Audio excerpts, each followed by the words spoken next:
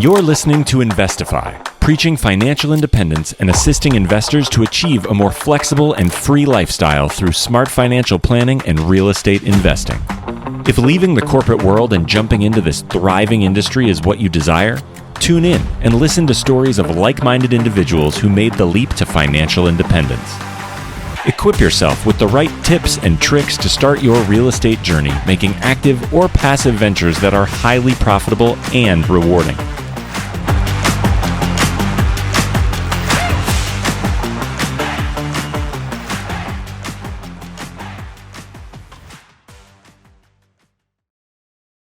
What's going on, everybody? You are listening to Investify. My name is Craig Kurlop, aka the Fi Guy, and I am here back with a familiar guest. You may know her as Z Money, or her real name, Ziana McIntyre. What's up, Z? Welcome back. Hey, guest co-host, buddy, because I am not the guest for today's show, so get that right. True. Special guest co-host. Because, we just, we have a special guest on today, and I know that you know him, and so I think it was really fun to have him on. But can we catch us up, Z? Like, it's been a couple of months since we've chatted. Yeah, so actually this is super relevant, which is funny because we go into this whole thing about meetups and masterminds and stuff. And one thing that we did recently, which I thought was such a cool hack until Vince brings it up, and I'm like, oh my God, it's almost the same idea. But I want to reiterate this so people go out and do it. But basically, a friend reached out and said, hey, I won't be able to go to any conferences this year, so I'm bringing the conference to me. And he found all these people in the short-term rental space that he wanted to learn from and invited them all to come stay in one of his short-term rentals in the town that he lives in. And so we all went out for like 3 days and hung out and just kind of mastermind. And it was so cool. I got so much more out of it than I normally would get out of going to a conference where people are just speaking at you, because we got to bring in our own topics and like lots of discussion and brainstorm. So I just wanted to kind of give that to everybody here and say, hey, if you're not in a space where you've got a lot of real estate people around you, do it virtually. And this is why people start masterminds. And because of that, we started one. So we're doing an SDR MTR mastermind, me and that same friend. So if you want some info, you guys know how to get a hold of me, Ziana McIntyre on Instagram. But yeah, I just think that is such a valuable tool. So I imagine you guys mastermind too, right? Oh yeah, we have masterminds. I mean, just like with our real estate agent team is basically like one big mastermind, and and we do our team trips and team retreats and all that kind of stuff. So yeah, I think that's huge. Z, tell me like what you think about kind of like I know the market is like what everyone's talking about now, and sometimes like now I feel like short-term rentals and medium-term rentals are really like in some markets the only way that things are really penciling out. But then there's also risk there if in the event that a recession does come and short-term and medium-term maybe isn't as popular. And so like what are your thoughts there? That's just kind of like the rumblings I'm hearing of objections people are having.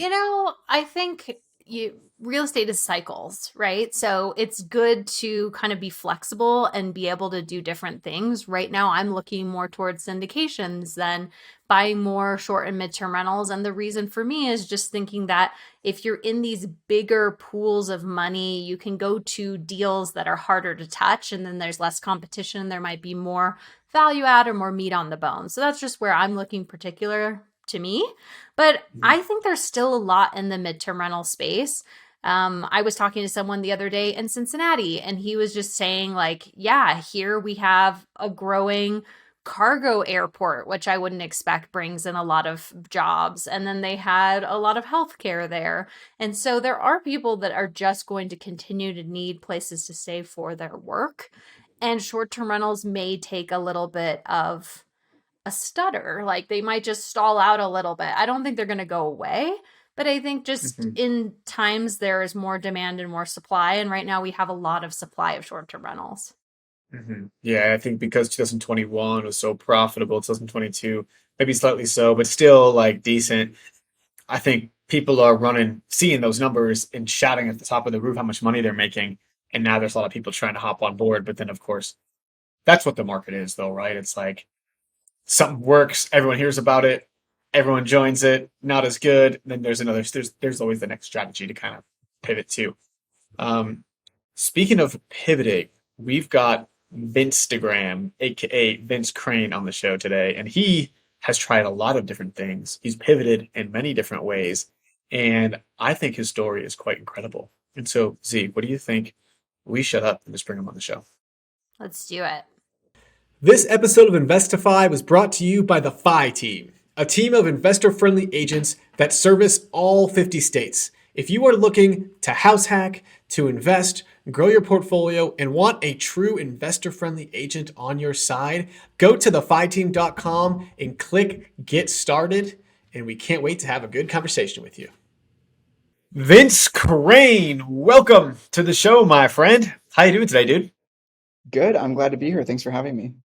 Yeah, man. Thanks so much for coming on. It feels like this might be the first time I'm even like seeing your face, even though like we've been in communication a lot.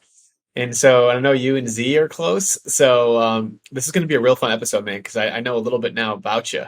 But why don't you tell us where it all started and how you first heard about financial independence and real estate investing? Sure. So I first found out about financial independence by reading Rich Dad, Poor Dad. So I was in my mid-20s working in corporate America.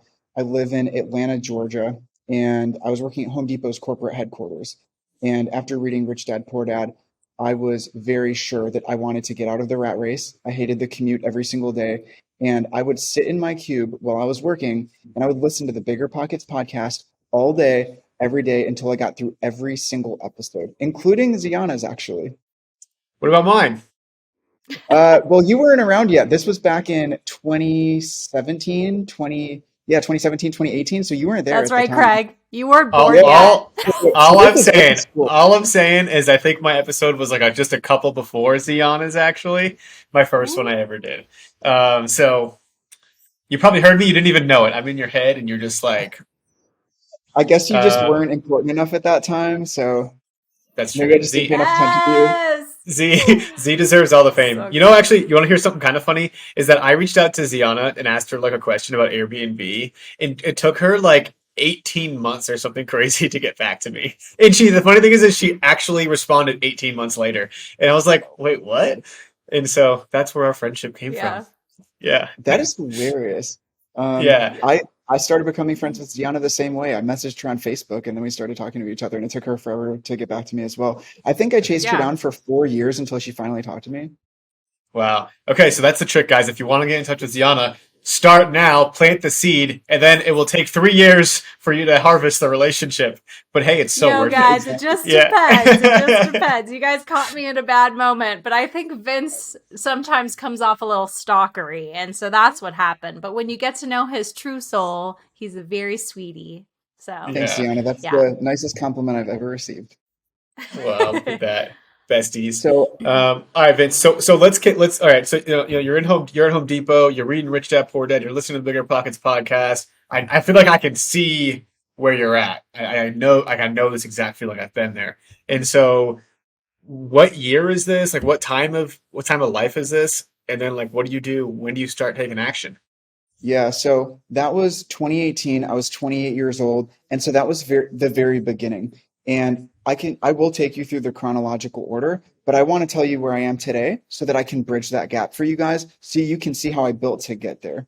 So today I am a realtor in Atlanta for Keller Williams, and I'm in the top 2% of real estate agents.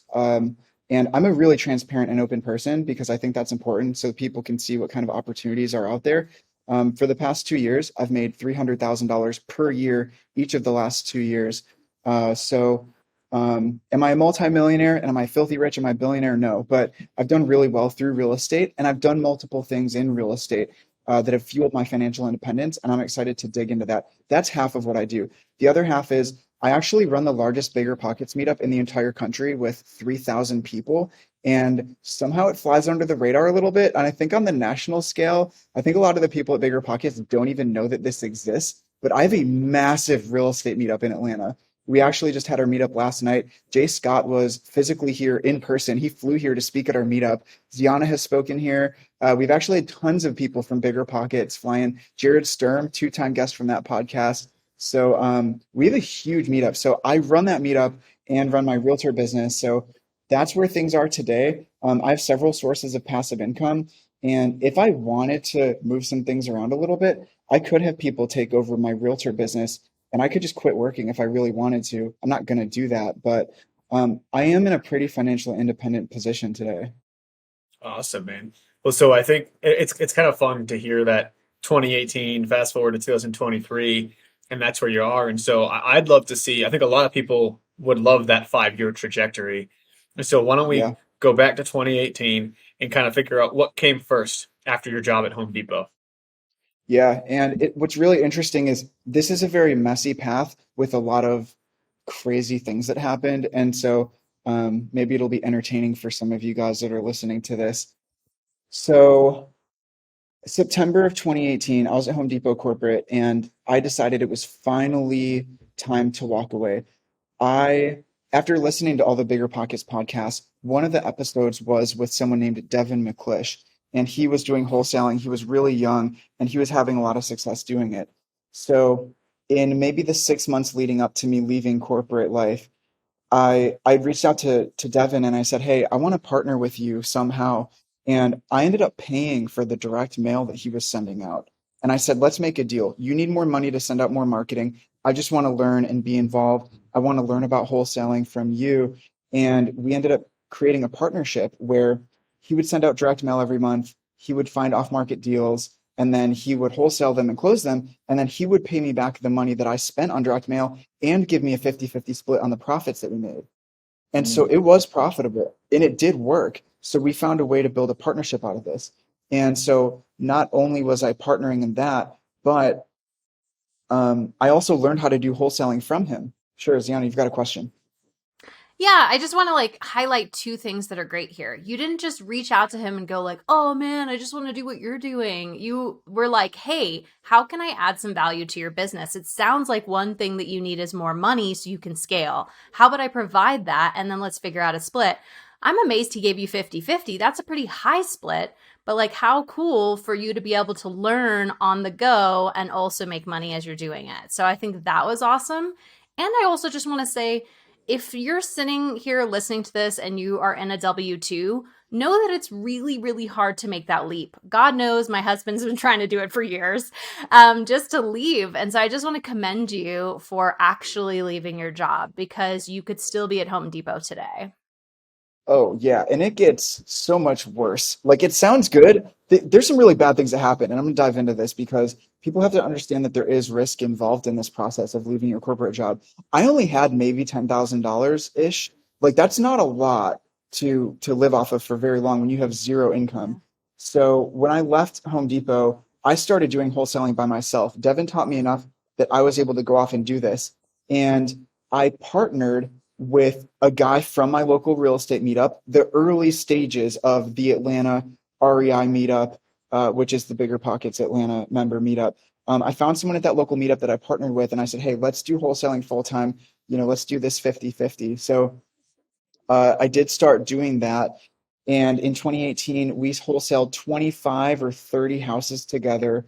Um, and I'm not going to say this person's name because after doing this for about 9 months, I found out that they were stealing money from our company, like Mm. legitimate embezzlement, like and a lot, like over $10,000. This person owed me about $18,000. When we closed a wholesale deal, they had it directed to their personal bank account instead of our joint LLC, and they said it was an accident, and they just never gave me my half and didn't and just stole the money basically. And so after almost taking this person to court, they eventually did pay me back over the course of a year and a half all the money that they owed me. But we closed down that wholesaling business, and I had my real estate license. I had gotten it just in case we would ever maybe list houses on the market that didn't work as a wholesale deal. So that was a little backup option thing I had on the side.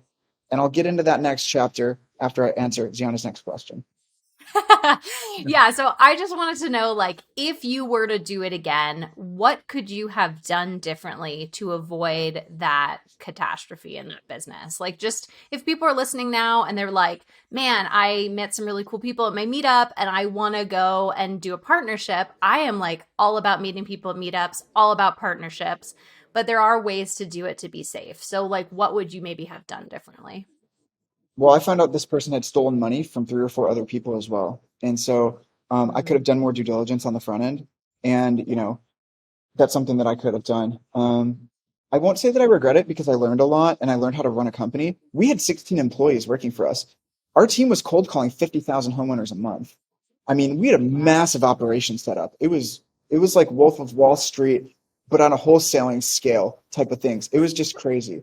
Um, I love it. but yeah, so I don't regret it. I mean, I learned a lot from it. But that's how I really started working in real estate full time. And then when that started to close down, I had my real estate license, and I can kind of fast track through how that went because that is that's where the success really started to actually kick in. Craig? Yeah, so on the wholesaling side, right? Like you obviously had to close the doors pretty quick because you found out this guy was stealing from you. And what happens then to your, I mean, you sounds like you got a database of 50,000 people at least, right? Maybe a lot more than that actually if it's 50,000 a month. And so like who's got those numbers? Who's got those emails? Because that's pretty valuable.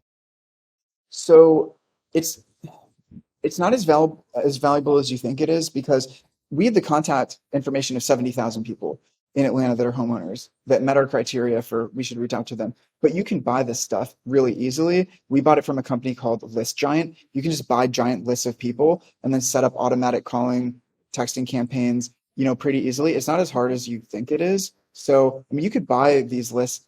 I mean, we bought all that for maybe $10,000. So, I mean, it's not that valuable in the grand scheme of things, honestly. So it sounds like you just shut the doors then on this wholesaling thing once the investment was happening. You're like, you know what? I've got this backup plan of being a real estate agent, and then that's your next chapter. Yeah, and I this was a path that I never thought that I was going to go down. I wasn't even interested in it until I was in my Keller Williams office one day, and it's an open book company, so you can see how much money everybody makes. And I got a hold of the books, and I started looking, and I was shocked. I thought the average real estate agent makes like 50K a year, and I was literally blown away. I saw all these numbers, and I like 20% of the people in my office were making like 150K, 200K a year or more. There's people making three, four, 500 grand a year, and I couldn't even believe it. And so I started going around the office. It was shaped like a horseshoe, like a big U. And I literally went door to door to every office of a team. And I was like, hey, my name's Vince and I'm brand new here. Can I talk to you for 2 minutes just to ask you about how you became successful so that I can just maybe know what the right things are that you tell your younger self? I asked like the 30 top agents in my office that question. And they all kind of told me the same thing. And I What can is? dive into That's that now. brilliant. Yeah, yeah. But what's the I thing? don't know why no one does that. Yeah, Yeah. yeah. So they all said, read the book Millionaire Real Estate Agent. It teaches you how to make $1 million a year. We followed the book, and it was that simple. You set up a 36 touch on your database, and that's what I ended up doing. And so what I really would love for you guys to ask is, well, Vince, what was your database? Well, Vince, what was your database? So this ties really closely. There's two parallel tracks that are running next to each other here. So at the same time that I was becoming a full-time real estate agent, something else really important was going on. That's around the time that I was taking over the BiggerPockets Atlanta meetup. So this is a fascinating story, and I'm excited to share this with you guys. So the BiggerPockets Atlanta meetup was founded in 2017, right around the time that I was working at Home Depot, and I was a newbie. I went to the real estate meetup, and I had no value to offer. I was brand new. It was being run by Jared Sturm, two-time guest on the BiggerPockets podcast. He had moved to Atlanta, and so many people from Atlanta reached out to him and wanted to meet him that he told everybody just to come to one giant office space one day and meet for a meetup. And 50 people showed up, and I was one of them. I was one of the OG 50 people, and it just turned into the Bigger Pockets Atlanta meetup. He announced on Bigger Pockets that he was going to host this little meetup. Everybody came, and I was obsessed. And so many people were passionate about this little meetup that he created that we started just doing it every single month. And so over the course of about 1 year, I became known as the connector. This thing grew from 50 people to about 300, maybe 350 people. And I was so obsessed with this meetup. I would get to know everybody that was there. And then I would connect lenders with flippers, agents with buyers, hard money lenders with flippers, syndicators with LPs. I just became known as like the guy for if you needed to find someone or know someone, I would connect you guys. Like I didn't even own a house yet. I hadn't even done a deal yet, but my value that I was offering was I could connect anybody with whoever you wanted to meet. And that's how I started to gain a foothold in this meetup as someone that could offer value. Yeah, I consider myself a connector too. And like, honestly, I think it's such a valuable tool. And most of my business now is that because I'm doing so many referrals and getting referral fees from different types of people. So it is not to be overlooked. Vince, were you getting compensated for connecting people? Like Ziana mentioned a referral fee, or was there any sort of back of the napkin stuff, or were you just purely adding value for free? Purely adding value for free. And here's why that's so important. If you help enough people get what they want, eventually you're going to get what you want. And Mhm. you're going to see how that plays out in reality with the most important decision that I ever made in my life, probably, is what I'm about to go into. Did you have another question? Yeah, I was just wanted to just say, the way I view relationships is kind of like a bank account, right? You can either make deposits or make withdrawals. And every single time that you do something for somebody or somebody feels closer to you, you're making deposits. And every time you do something to wrong somebody or you ask somebody for something, you make a withdrawal. And it's like a flow, right? Like you need to make a lot of deposits, you need to make more withdrawals. I think in order to have a healthy bank account or healthy relationship, you need to make more deposits than withdrawals. And I think like what you probably didn't know that analogy or that concept when you were thinking about it, but you set up probably like 1,000 different bank accounts and you're making deposits into all those bank accounts all in 2017 and 2018 so that they're big enough so then you can start taking withdrawals from all that. And by the way, those bank accounts have large amounts of interest associated with them too. So usually they'll pay a lot more when you withdraw. Does that sound about right? Oh, Aw, Craig, you fill oh up my yeah. bank account. Oh, Oh you yeah. fill up my bank account. See? And Hearts.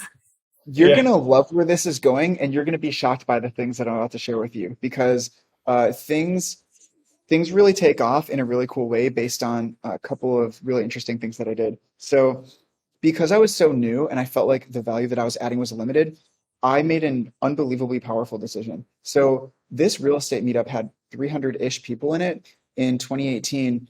And what I realized was there was about 280 newbies and 20 really experienced people.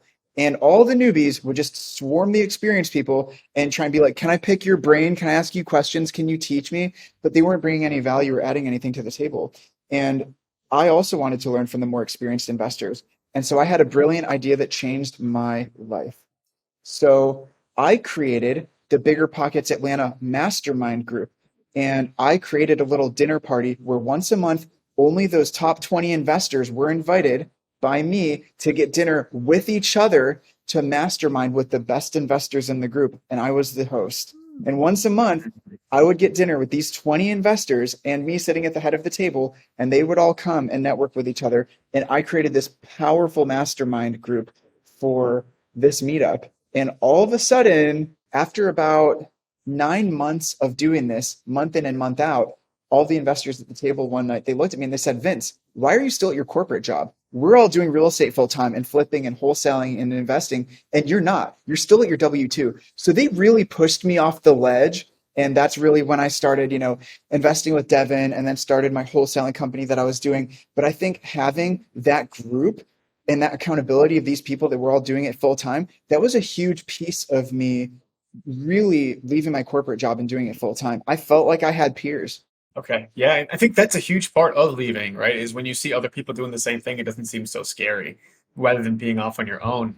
My question though is throwing a meetup is relatively easy, right? You kind of just throw it on Meetup and you promote it. This mastermind group though, how do you entertain 20 high level people? I'm sure it's more than just you're going to dinner and shooting the shit. It's like, what are you really talking about? Was there any structure to that?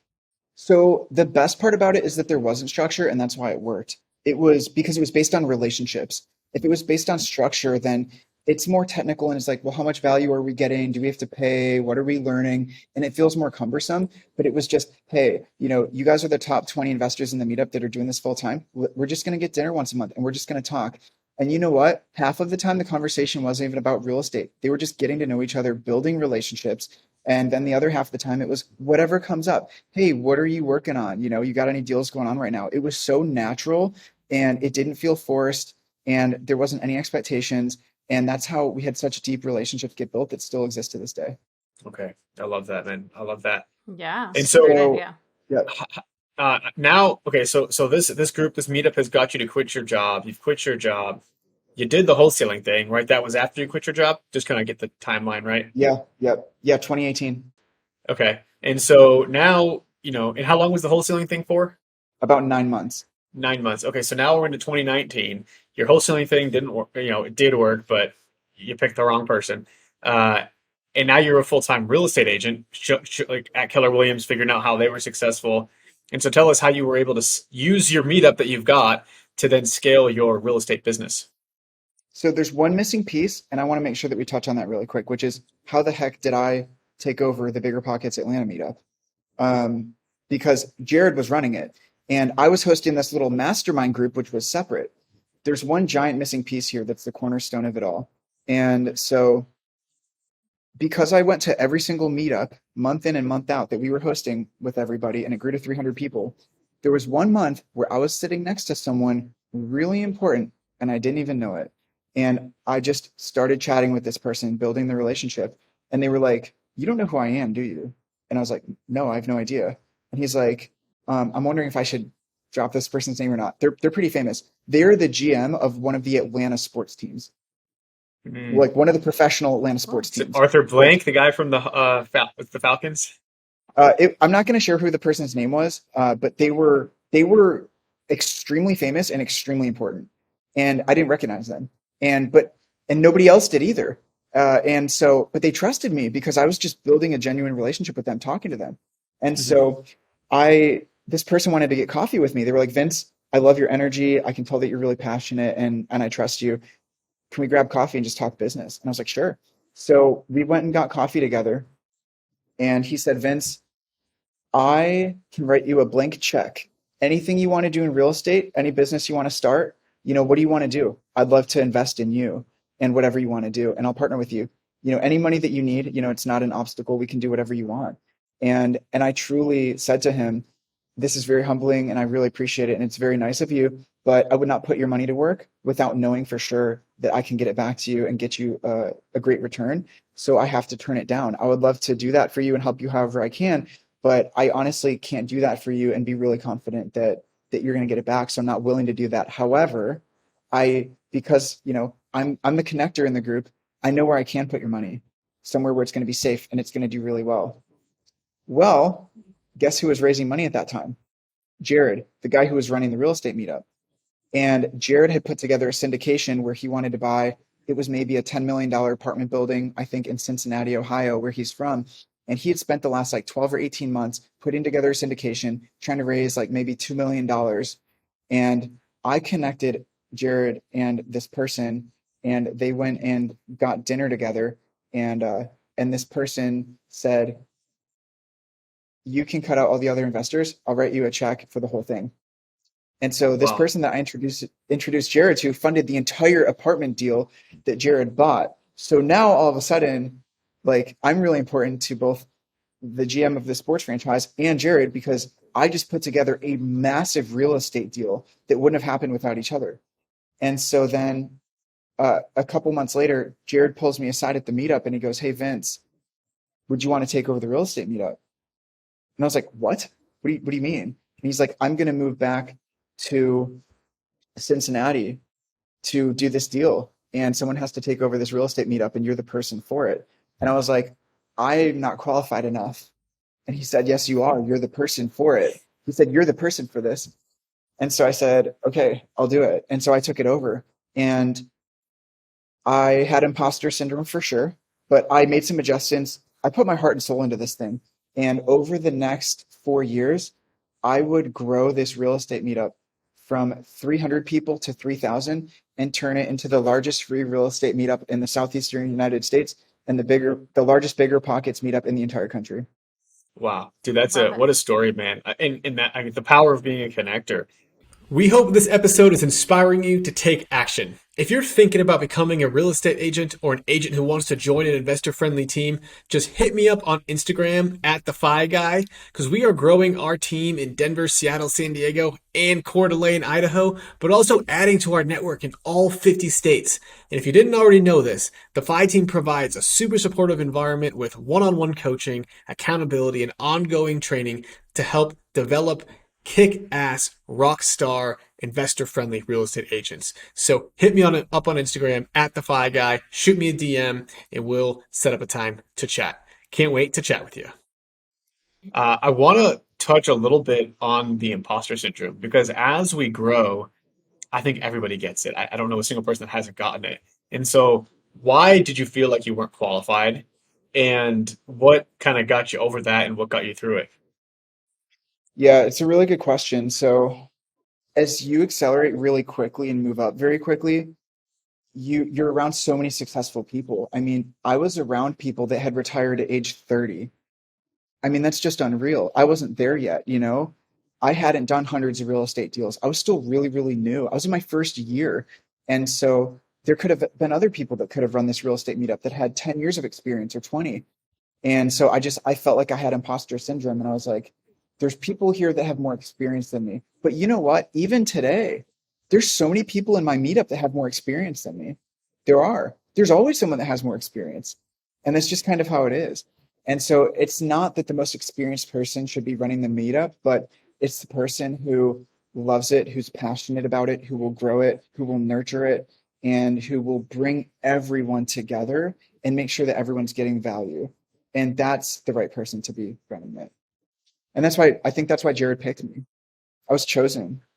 No, absolutely, man. It really the running an event and investing in real estate are two totally separate things. Like you don't need to have one to have the other. But obviously, and you've got the energy. Like honestly, a lot of it is just the energy and like the passion and like, can you get up on stage, talk, and have people like can you MC an event and have people actually enjoy it and throw it together. And so, Vince, I want to talk a little bit about how you went from 300 to 3,000 people in such a short amount of time. Yeah. So this real estate group, I mean, because it has become so successful, we're actually starting to launch additional meetups in other markets and other franchises of it, basically. And so this actually kind of started with a little bit of help from Ziana. She connected me with a real estate agent who's in Houston. And so I've been coaching him and teaching him, and I helped him replicate my meetup, but in Houston.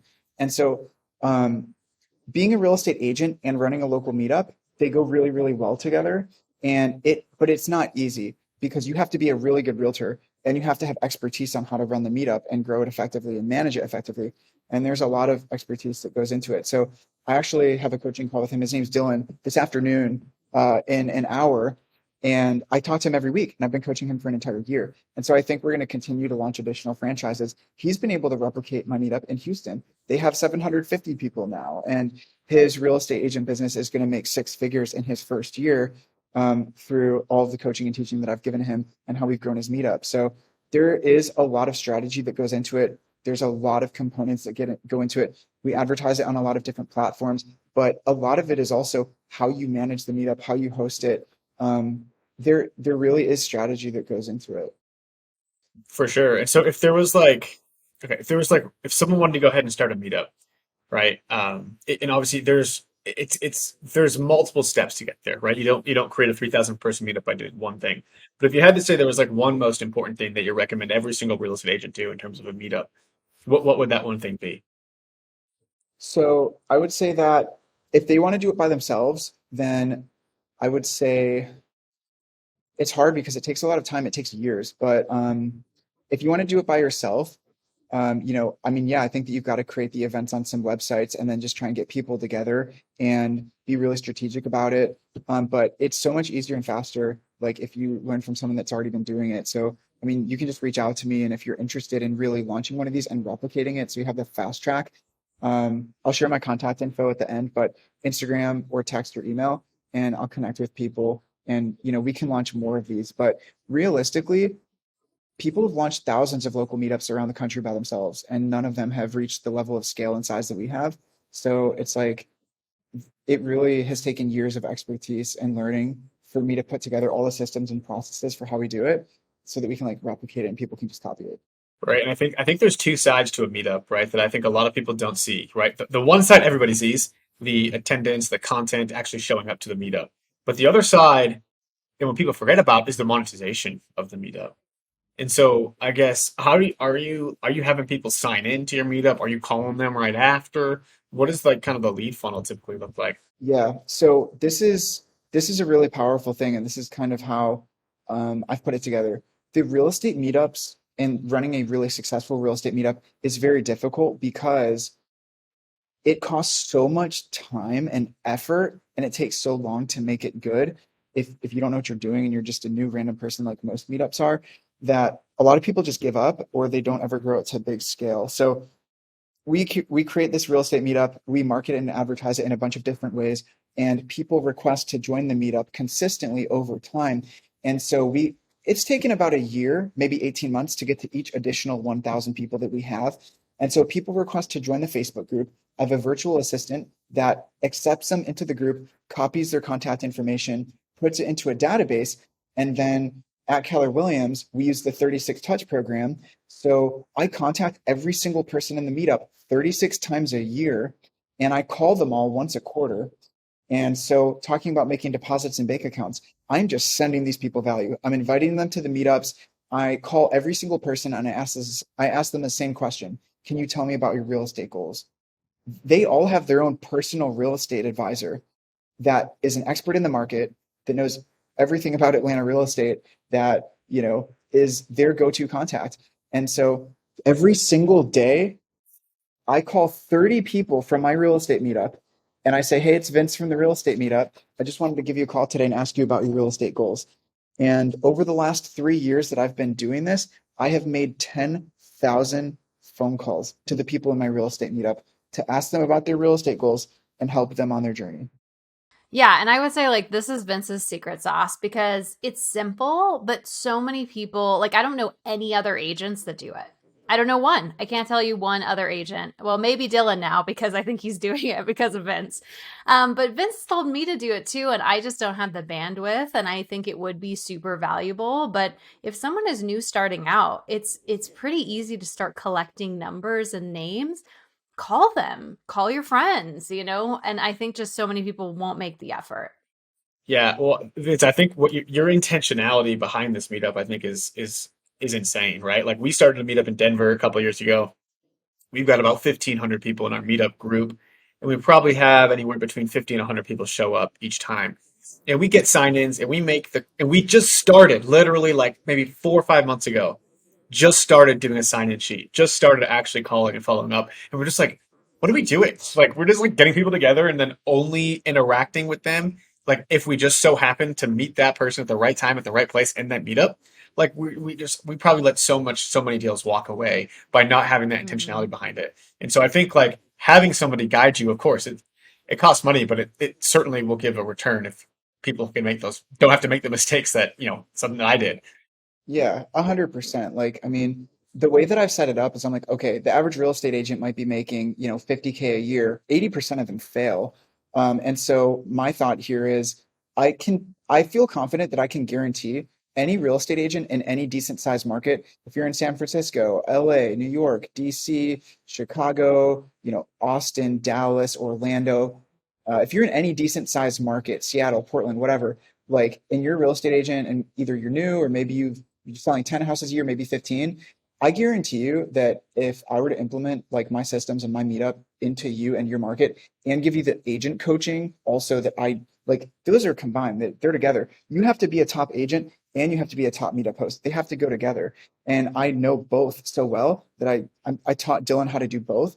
I feel really confident that anybody that I teach how to do this, 150, 200K a year in income, year two is pretty likely. Year three, it's absolutely guaranteed because I've done all this. I did it from scratch. Dylan's doing it from scratch, and it's working for him too. So it's really cool. It works. And to answer your question, I mean, yeah, we capture their contact information when they join, and then we put them on the KW 36 touch plan. So they're constantly getting emails, phone calls, and texts from us. They stay in our web. We communicate with them forever. There's people that I've been calling for the last 4 years, once a quarter. Love it, man. Um, Awesome, man. Well, hey, anything else you want to touch on the meetup side of things? So on the meetup side of things, I think that covers most of the things with the meetup. and we might circle back there a little bit here and there. But I've got a lot of content laid out around the whole topic of FI, so we'll definitely spend some time on that here whenever you're ready to transition to it. I've got one more quick meetup question. Sure.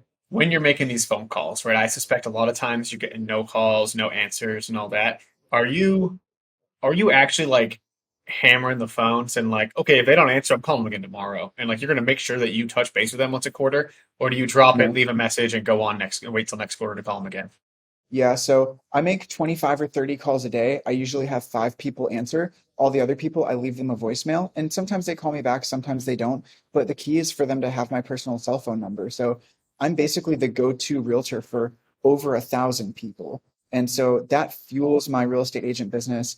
And, it fuels having a high income that I can then start to put towards that whole FI path, investing in passive income sources. One more thing on the meetup I want to mention is, so with the real estate meetup, a lot of people will charge $20 at the door, or they try and sell really expensive coaching programs, like a lot of the local RIAs in a lot of markets. And so it feels slimy. It's a lot of like older men with like slick back hair wearing a suit that are like 60 years old that have been like in that kind of RIA game for a long time. And it just feels slimy, and it's just not, I don't know, it's just not good. But like our meetup is a lot of like, younger folks that are networking, and it's like genuine, like friendships being built and stuff. And because the real estate meetup costs time, money, and effort, like because I'm able to make money as a real estate agent, the cost of the meetup doesn't matter. So I don't have to charge money for coaching. I don't have to charge money at the door. And so like it works because I have a different way that I'm making money. If I was a mortgage lender or an agent or an HVAC company or whatever, like if you own a real estate related business like that you can make money from, then you don't have to make money off the meetup itself. All right, man. I know, man. I love to hear the systems. I'd love to hear what you've built in terms of. I mean, clearly you know how to build things, whether it's a wholesaling company, a meetup-based real estate agent business, all within just a few years. And so, last thing we can touch on here is kind of like your path to financial independence. I know you want to touch a thing or two on that. So, why don't you have at it? I love this. I love FI. I love everything that's related to this topic. I'm really big on personal development as well. And I've got a bunch of notes here I want to go through. I'm so excited to share these things. So it really first hit me when I was listening to one of David Green's BiggerPockets podcasts. And I was just sitting there thinking, and I go, what really separates the people that achieve FI and that become really successful in real estate compared to the people that don't? And I sat there for days thinking about this, and it finally hit me.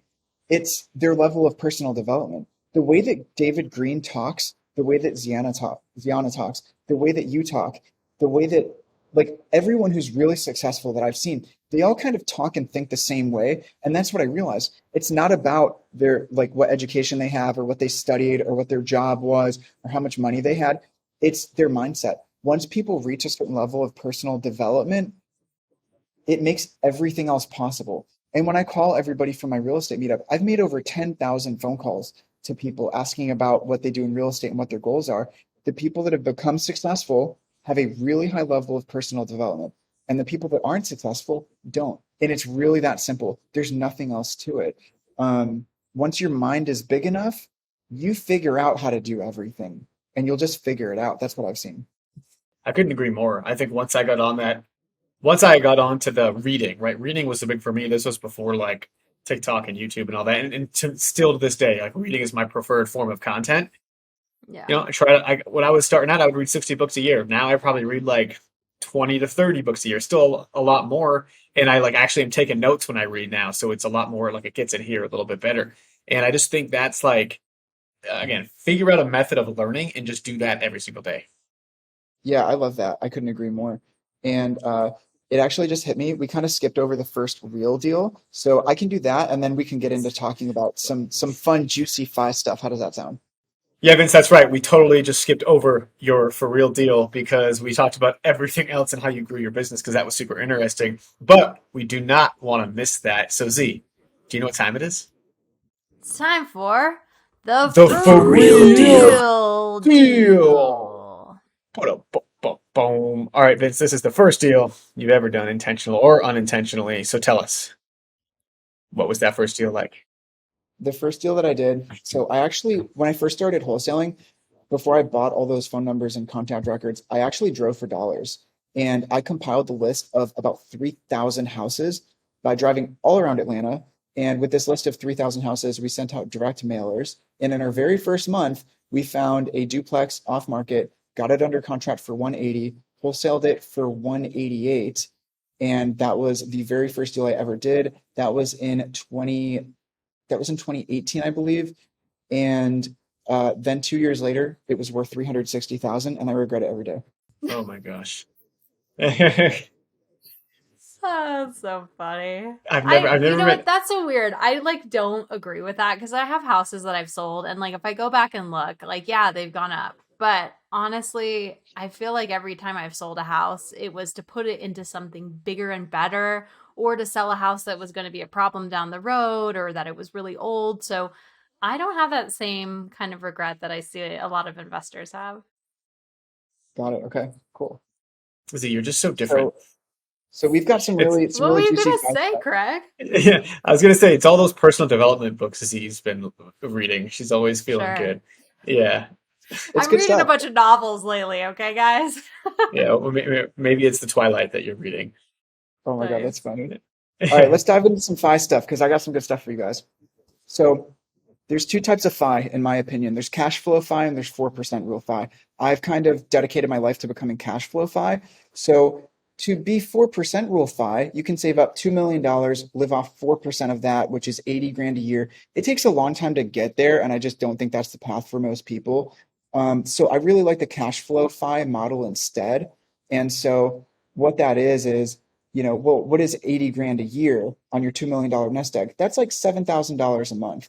So I think that that's easier. I think that you can buy rental properties and that you can get there more easily. So I'm following that path, and I think it's just important to know that those are the two paths to FI.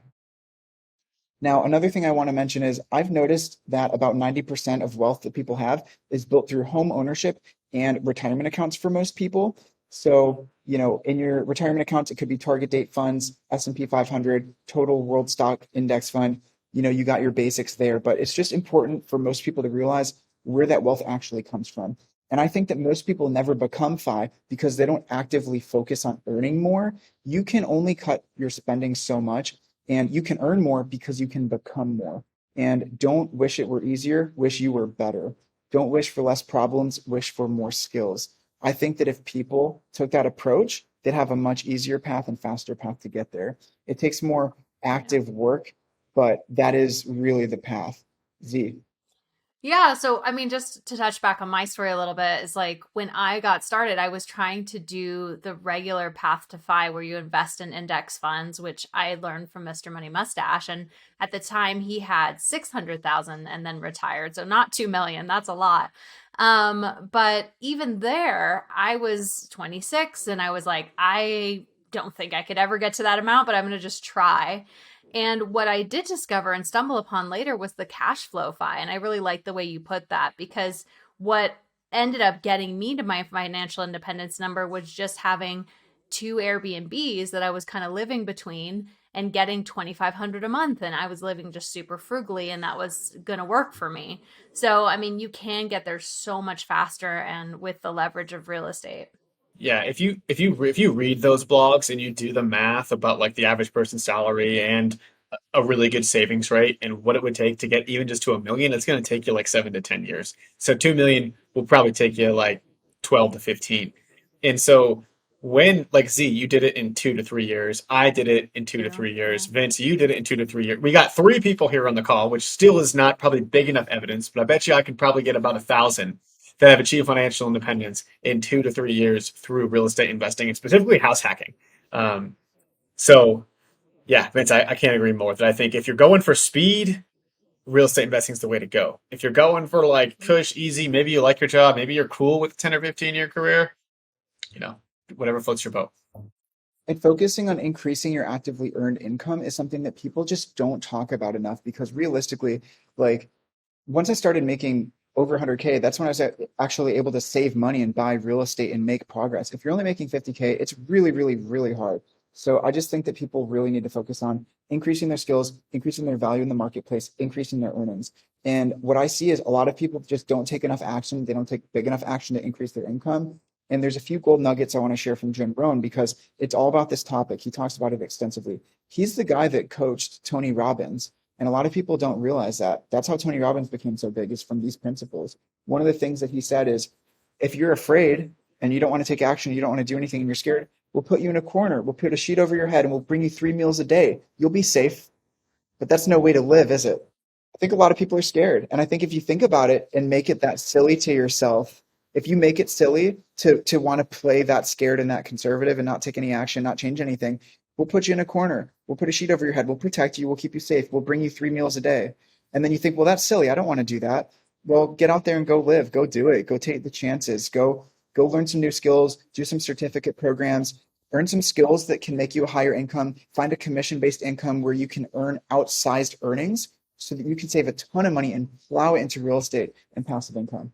Yeah, one thing I want to say real quick is that I remember when I was in a W-2 job and I was in a finance job, it paid well, all that good stuff. I remember being like, oh, I would never be in sales. That's like such a shitty job. Like, that's only like the low of the low, uneducated people. Like, that was like the mindset that I had at that time. And I remember like my friend at the time too was like just re-emphasizing those thoughts. And so there's a community of people out there, especially I think in the finance, like investment banking space, that probably think that way. But then you realize that salespeople make the most money for sure because the hardest working salespeople, there's no cap, there's no right, and we're all in sales. I mean, if you own a business, you're in sales, and so I just think that's a huge expense. Yeah, I've noticed that. I mean, if you're a realtor, so you can make 200-300 grand a year, like that's doable. If you're a loan officer, you can do the same thing. If you sell health insurance, if you sell software, whatever. I mean, if you can be making 6 figures in that path, you can save and invest money so much faster. And then things will eventually move from I do it to we do it to they do it. You start to be able to leverage things out. You hire an assistant, you hire other people that then sell for you. You manage the people that sell. And then you really start to get leverage. And wealth is all about leverage. Ray Dalio talks about this extensively, where, human capital, having other people work for you. Look at Jeff Bezos. He makes a 0.1% profit on the labor of 1 million employees, and that makes way more money than you'd ever make from 100% of your own labor. You eventually have to get out of trading time for money, and you can't just be working 40 hours a week getting paid by the hour. If you're making money by the hour, you'll never get there. It just takes way too long. Yeah. Yeah, love that. All right. Well, it Awesome. seems like Well, we need to transition to the second part of our show. Do you have any yes. final words of wisdom for us, Vince? One thing that we didn't touch on very much that I love is credit card hacking and travel hacking. I usually get 2 credit cards a year that give me some good credit card points. I've been able to fly to Costa Rica, Spain, Italy, France for free. I love it, going to the Dominican Republic in a couple weeks. So I highly encourage all of you guys to take advantage of credit card points for free vacations. That's something that I briefly wanted to touch on. And then maybe one more thing on that topic is, so Gary Keller, he started Keller Williams and he owns it to this day. And he says the first thing he puts on his schedule every single year is his vacation.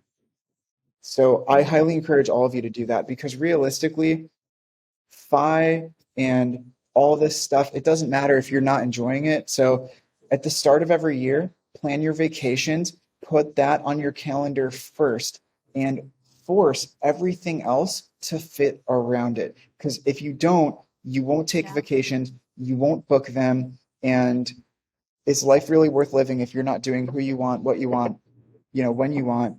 You've got to put vacations first on your calendar. So I really want to encourage you guys to do that.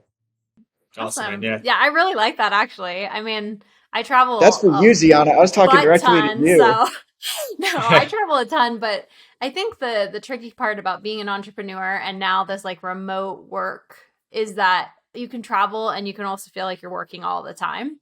So just really figuring out places where you can have no screen time and like really get away and be truly off. I think that is really important. Yeah, I just want to add to that. Like a month, or sorry, for my 30th birthday, it's like 6 months ago now. My wife took me to Hawaii, Kauai, and I was like made a vow that I would not touch my phone the entire time. So we landed in Hawaii. I shut my phone off, threw it in my suitcase, and didn't turn it on until we got back to the airport on the way home. And I was like the happiest. Someone asked me the other day, like, when did I feel most free? It was that week. Like I was like Yeah. on one, just like cloud nine, swimming in the ocean, reading my book, like all that stuff, and it was like next level. So if you can, go ahead and shut your phone off for a week and see what that does to your happiness. This I is why I love go to that so Burning Man, much. Craig. It's 9 days, no phones. I mean, it's amazing. Yeah. Oh my gosh. I love that. I'm jealous. Yeah. Um, awesome. All right, Vince, you've dropped so much value, bro. We could probably have you on for another like 3 hours, but the show just doesn't go that long. So we're gonna have to transition into our The The final final final four. four. four. Z, kick us off. All right, Vince, you talked a big game about reading. So what are you reading right now? Yeah, I've got 50 books that are on my reading list right now. I'm currently reading 5 books at once. I'm reading Shift by Gary Keller, which is about what happens in a shifting real estate market. I am Nice. reading I'm reading The Art of Exceptional Living by Jim Rohn. That book is amazing. He wrote it a long time ago. All the principles are still true today. It's about personal development, and literally how you can live an unbelievable life. And it's not just about income and money. It's everything. It's amazing. So that it's a short, easy read. It's written really well. I love that book. I love Jim Rohn. I follow some Instagram accounts that share his quotes all the time. Unfortunately, he has passed away now, but all the knowledge that he has dropped in all the books that he's written, I'm obsessed. I just love it. And then I've got Meditations by Marcus Aurelius. Nice. Dude, how do you read so many books at one time? Like, Um, it takes me a long time. I'm not sitting here reading them all day. I mean, I might pick it up Yeah. once every couple of days and read 10 or 20 pages. I'm going kind of slow, honestly. oh, damn, okay. I kind of have the same problem. It's like I have a book on my Kindle, then I have a book that I'm listening to, and so it's like I just like split my brain into different scenarios based on, am I in the car? Am I walking? Am I laying on the couch reading? So, yeah. Yeah, I'm stuck in like book purgatory with like 7 books, and I'm like, oh my God, I need to stop opening books and just finish the ones I have. Eh. You guys are crazy. I don't start a new book until the other one is finished. But That's good Yeah. practice. that's me. All right, Vince, what is the best piece of advice you've ever received? This is going to be hopefully life-changing advice for every single person that hears what I'm about to say. So if there's nothing else that you hear from this entire podcast, listen to this quote. And it's one that you probably haven't heard before. Maybe you have, but most people haven't. Gary Keller got this advice from one of his business professors when he was at Baylor. And they said, Gary, people have succeeded before you. You would be wise to start off where they left off before starting on your own. And I want to dive into this just a tiny bit if we can. Yeah, real quick, because you're praying to Okay, us. real quick. So this applies to everything in life. If you want to be a top real estate agent, you can learn from someone who's already the best at it. If you want to be the best doctor, you can learn from somebody who's already been doing it for 30 years. If you want to start a small business in a certain industry, you can learn from someone that's already done it.